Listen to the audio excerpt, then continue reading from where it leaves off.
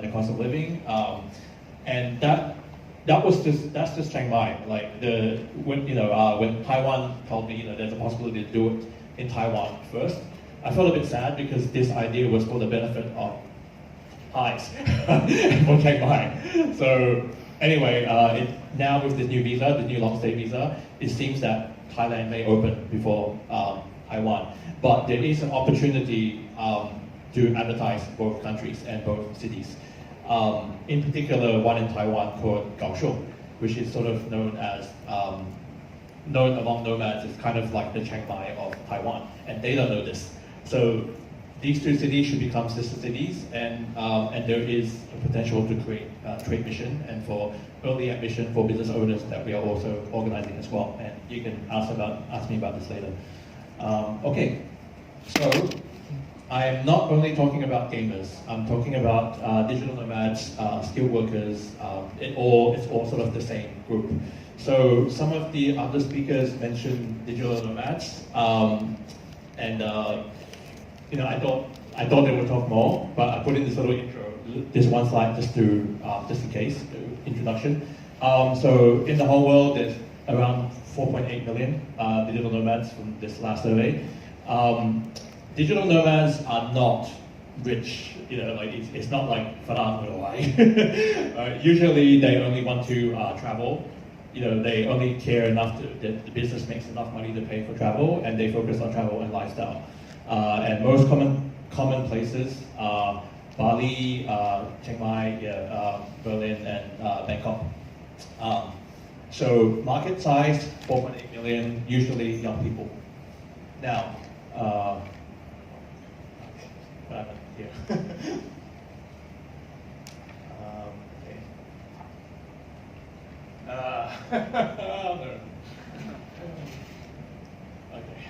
The number of people estimated to be 3 billion in the world, and the actual value of the gaming market, most people do not know in Southeast Asia, is around 150 billion US dollars. Bigger than movies, which is like 80 billion US dollars, and music is around 40 billion. So now gaming is bigger than globally movies and music combined. So gamers can be rich people, can be poor people, can be everyone. And so my startup, it's called Balanced Gaming Network for a reason. It's targeting people that need to balance real life and gaming and have a difficult time doing it because their real life is busy for good reasons. Like they have a good job, good business, good skills, and so it's not that we're game addicted, it's that we are trying to find more time to play. And we can't because they're working so much. Okay, so what do countries like Thailand and Taiwan get from attracting either digital nomads or gamers or whatever? So the thing digital nomads and gamers might have in common is that usually we are skilled workers. In particular, like not mobile games, but people who are serious gamers. It takes someone that's above average intelligence, usually smart, which means that they probably have a job that requires them to be smart and have a better salary than most people. So the most important thing that we found when we started doing the research in this is that the average tourist only spends $900 for a holiday. That's like 30,000 baht for a holiday. That's like, yeah. So actually, I think many nomads I know spend more than this.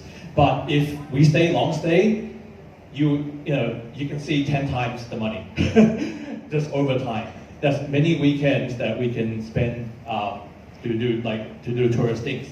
By what? Go massage, go golfing, whatever. And then also the opportunity is, what we are selling is the dream. Quit your job, do nothing but play video games, learn video games, and do it very cheaply. But once you come here, or any of these countries, you find the internet is very strong, the cost of living is very cheap, these markets are kind of just virgin, there's opportunity. So gamer travel can be also economic development, because that's kind of my story. Like, I came to visit for the nomads. I didn't want it to stay. But then I went survive. I did this. I survive, play video games. Eventually started working to create businesses, get to know Thais, and do things like this. So it's some people may come and they'll play games, and this will be their 1 year fantasy holiday. They did nothing but play games, no working, then go home. But some people probably stay and think, wait a minute, this is a long-term opportunity, whatever they find. So in Kaohsiung, Taiwan, the cost of living, it is a developed city compared to Chiang Mai, and I'll have videos showing our montage a bit later.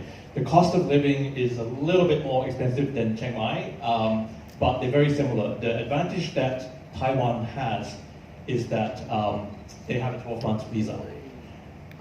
Quite a few countries are doing the 12-month visa. And this hurts Thailand if you do not have a 12-month visa. The longer people stay, the longer people can stay, the more of an advantage they have to market to tourists. Anyway, it's very similar to Chiang Mai. It has all the things that that these three groups are looking for. Okay, so my background. I'm a game developer, programmer. I also did ICO marketing. My co-founder was the former associate director of Razer Europe. He's a logistics expert. And that link that you see there is actually our member site, because our sort of core thing, it's not part of our business, but our core mission is to have a gaming community, but also encourage professional networking. So encourage people to talk about what they can do in real life, right, and leverage that intelligence that most of us have. All right. Again, anyways, I think it's finished. Okay, I think what I'll do is I'll stop it right there, and I'll play the video that we have. It sort of emphasizes that some of these games have very, very long stories and very, very deep open worlds that you can explore for. It takes a very long time to explore, and so if you sort of convert the cost of rent to time to play these games in foreign countries, is very expensive, right? If you break it down to 40-hour work weeks, right, you can sort of calculate the cost of time to actually really play the games.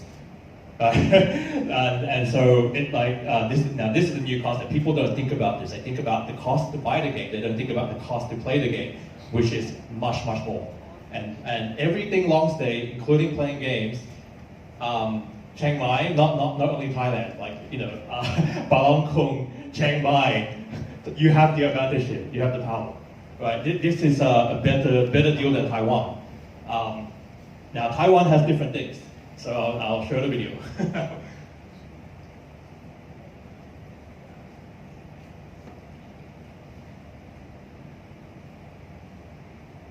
Okay, so this presentation and this video was rushed. Let me restart. Oops.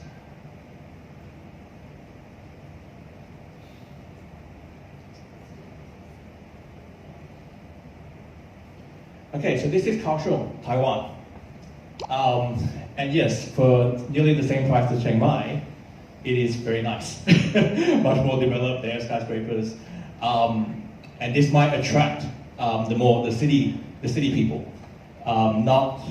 Not everyone, not everyone wants to live in Sabai, more local, village type thing like Chiang Mai or Bali. But the point is, even to someone like the younger version of me, if you told me go to Thailand, I would think it's like Isan. I would think the whole country is like Isan. I would not think it's like this. Okay? When we show people Chiang Mai and Kaohsiung and Bali is a little bit known, but when we show people it's like this, they kind of go nuts. It's like this is, it usually in a tourist or travel video, you show attractions. You don't show accommodation. But accommodation is the biggest fear for most people when they think it's kind of crazy. Why would I go to Thailand for anything? Taiwan a little bit, but yeah, when you show people that this is actually how Thais live and this accommodation is available for this price, there's a very big advantage here. Right, but anyhow, Mr. Akom, who introduced me to this event, very surprised that even as a Thai person, he got the idea straight away. He said, "Oh, you have to come talk here for long stay." I said, "Yes, that's what I mean." But anyway, we are encouraging people to long stay minimum 6 months. The 9-month visa is 9 months, so okay, 9 months. But 12 months, longer stay the better, because if someone flies here, they have to do quarantine. If you quarantine 2 weeks, 4-week holiday, 2 weeks quarantine, no one will do it. But you get gamers who you tell them 2-week quarantine, oh, no problem, learn video games. Yeah, easy. But anyhow, that's it. That's the end of my presentation. Now, we can sell more than this, introduction to Thailand. We're looking for partners that we can potentially also sell into. And then also, if anybody wants to ask me about Taiwan, the Taiwanese are definitely interested in doing some kind of partnership, and I think some Thais want to go to Taiwan as well. So, if I have more time, you can also ask me about what they're doing as far as digital tourism and how their tourism economy is going, because both countries sound very similar, especially from the presentations today. Okay, so yeah, we can have a questions. Yeah.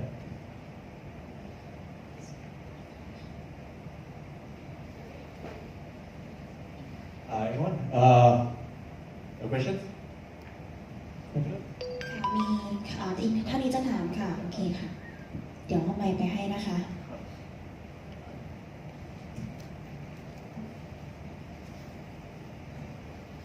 Hi, Anna. Yeah. There we are. Hi. Thanks for your presentation. What did you find was the biggest challenge for you coming out here to Chiang Mai, to somewhere new? Yeah, you're doing something very familiar to yourself, in terms of gaming, and you're probably familiar with travel. But being in Chiang Mai as a long stay tourist, what did you find were some of the biggest challenges? I know earlier they said language and things like that. What is it for you? It basically is only language. Everything else, as most nomads usually make videos about, they say it's much better than we expected, and everyone wants to stay a long stay. It's another thing that I like to tell my Thai friends who tend to think, Thailand is not good, or we are poor Thais and whatnot. I tell themเรากินผัดไทยเรากินส้มตำเราลด because there's many places in the world you can be poor and life is very bad. Life is not bad in Thailand. You can not have much money and it's okay. And that is the true power. You should market this. Thailand does not have any real advantage in ultra high luxury tourism compared to Europe, Monaco, Switzerland. This, you have the only power, the best power in the world. Long stay. โอเคค่ะขอเสียงปรบมือนะคะแล้วก็ขอบคุณค่ะมิสเตอร์มันนี่นะคะที่เก่งนะคะซึ่งวันนี้ก็ได้มาร่วมแชร์ประสบการณ์ดีๆนะคะในฐานะที่